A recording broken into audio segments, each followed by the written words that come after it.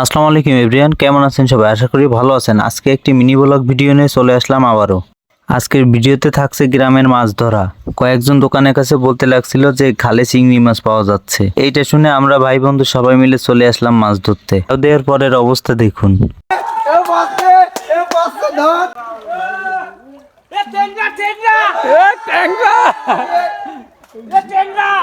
মোটামুটি খাওয়া দেওয়ার পরে রনি ভাই হাতিয়ে তারপরে একটি টেংরা মাছ ধরতে সক্ষম হয়েছে। হাঁটতে হাঁটতে এখন যাচ্ছে বড় খালের দিকে, যেখানে সবাই চিংড়ি মাছ পায়।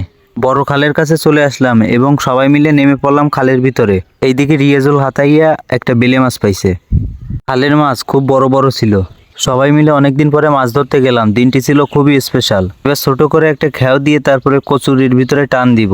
ওরাও সবাই নেমে পড়লো কচুরিগুলো উঠাতে। যেহেতু আমরা মানুষ ছিলাম অনেক, তাই আস্তে আস্তে কাজটা সম্পূর্ণ করতে লাগলাম। এইদিকে আবারও একটা চিংড়ি মাছ পেয়ে গেল। মাছও ধরছি, মজাও করছি। যেমন রোদ তেমন গরম, তার উপরে আবার পিজের উপর দিয়ে খালি পায়ে হাঁটা। খালি পায়ে হাঁটতে অনেক কষ্ট হয়েছিল। মোটামুটি পিজের রাস্তা থেকে বের হয়ে এখন দোকানে আসছি।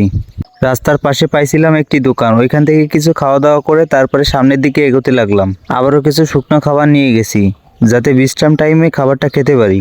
একটা ছায়া জায়গা বসে সবাই মিলে ঝালমুড়ি মাখাইয়ে খাইতে লাগলাম। এই যে সুন্দর মুহূর্তটা, এটা একটা সময় মিস করতে হবে। মাছ ধরতে গেছি, মাছ পাবো না এমনটা কি হয়? দেখুন কি পরিমাণের মাছ পেয়েছি আমরা। 8-9টা চিংড়ি মাছ পেয়েছি, কয়েকটা বেলে মাছ পেয়েছি এবং দেশি টেংরাও রয়েছে। মোটামুটি মাছও পাইলাম এবং আনন্দও ভরপুর। ভিডিওটি যদি ভালো লাগে অবশ্যই লাইক কমেন্ট শেয়ার করবেন এবং আমার পেজটি ফলো করে আমার সাথেই থাকবেন।